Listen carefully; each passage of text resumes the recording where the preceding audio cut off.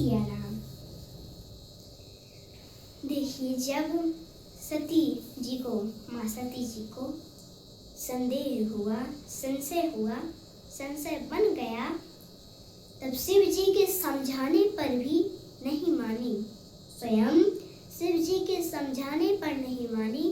तब शिव जी ने फिर से कहा कि देवी,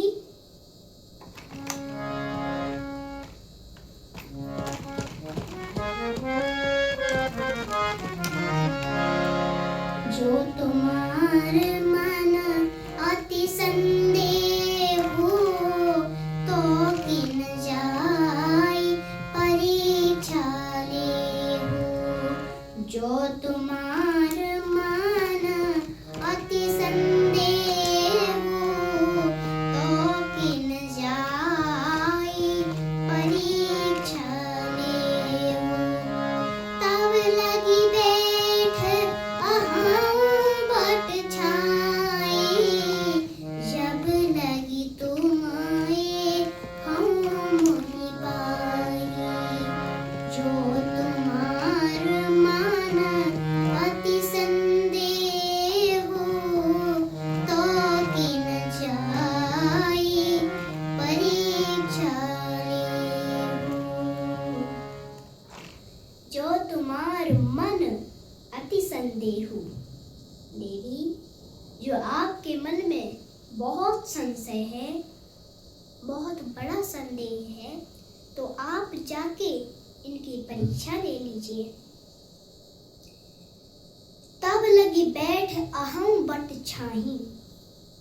देवी, जब तक आप परीक्षा लेके नहीं आएंगी, तब तक मैं इस बट वृक्ष के नीचे बैठा रहूंगा। जाइए, आप परीक्षा लीजिए। जब लगी तुम एहू मोहि पाई। जब आप परीक्षा लेके आ जाएंगी, तो आप हमें यहीं पाएंगी। जाइए, जिस प्रकार आपका संशय दूर हो, आप उसी प्रकार परीक्षा लीजिए। जाइए। और आगे क्या कहने लगे?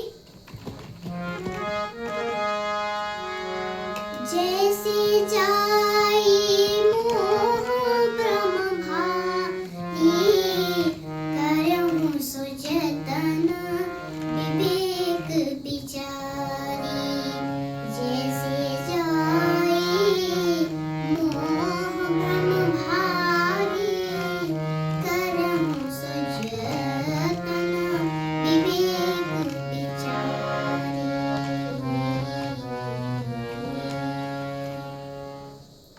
जैसे जाई मोह भ्रम भारी, करहु सो जतन विवेक विचारी। देवी, आपका जिस प्रकार से संशय दूर हो, भ्रम दूर हो, करहु सो जतन विवेक विचारी। आप जाइए। और क्या क्या करके जाइए? जतन विवेक विचारी। देवी, सुनिए, एक बात आप ध्यान पूर्वक सुनिए। वो क्या? जतन विवेक विचारी। आपने विश्वास तो छोड़ दिया, मेरी बात नहीं मानी, आपने विश्वास भी छोड़ दिया, पर जतन विवेक विचारी। देवी, आप ज्ञान से परीक्षा लेना। ज्ञान, क्योंकि आप भगवान के पास जा रही हैं। ये साधारण मानव नहीं है, ये भगवान है। आप भगवान के पास जा रही हैं, इसलिए विवेक से परीक्षा लेना। जाइए। माता सती ने कहा कि स्वामी, आप भी हमारे साथ चलिए, मैं अकेले नहीं जाऊंगी, आप भी चलिए। शिव जी ने कहा कि देवी, दवा उसी की होती है जो बीमार होता है। आपको संशय है, आपको संशय रूपी बीमारी है, तो आप जाइए। हमें तो संशय नहीं है, हमें तो लगता है ये भगवान है, हम तो इन्हें भगवान ही मानते हैं। आपको संशय है, आप जाइए। सती जी बोली, प्रभु आप हमारे जीवन साथी हैं, चलिए आप हमारे साथ चलिए। शिव जी ने कहा कि देवी सती, यदि कोई बीमार हो और डॉक्टर कहे उससे कि आपको इंजेक्शन लगना है, तो वो कहे अपने पति से कि आप भी लगवाइए हमारे साथ इंजेक्शन। यदि डॉक्टर हमें लगाएगा तो आप भी लगवाइए। पर देवी आपको संशय है, आप जाइए। सती जी हाथ जोड़कर चली गई और शिव जी ने सोचा कि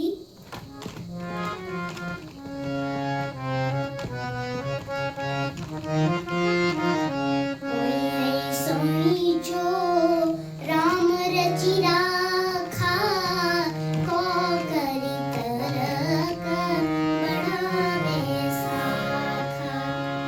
कोई है सोई जो राम रचि राखा, को करी तरक बढ़ावे साखा।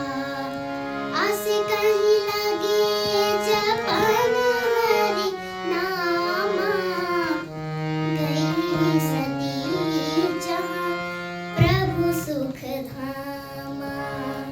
कोई है सोई जो राम रचि राखा, को करी तरक बढ़ावे साखा।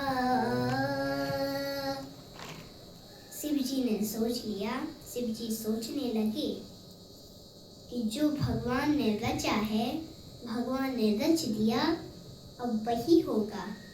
उसमें को करी तर्क बढ़ावे साखा।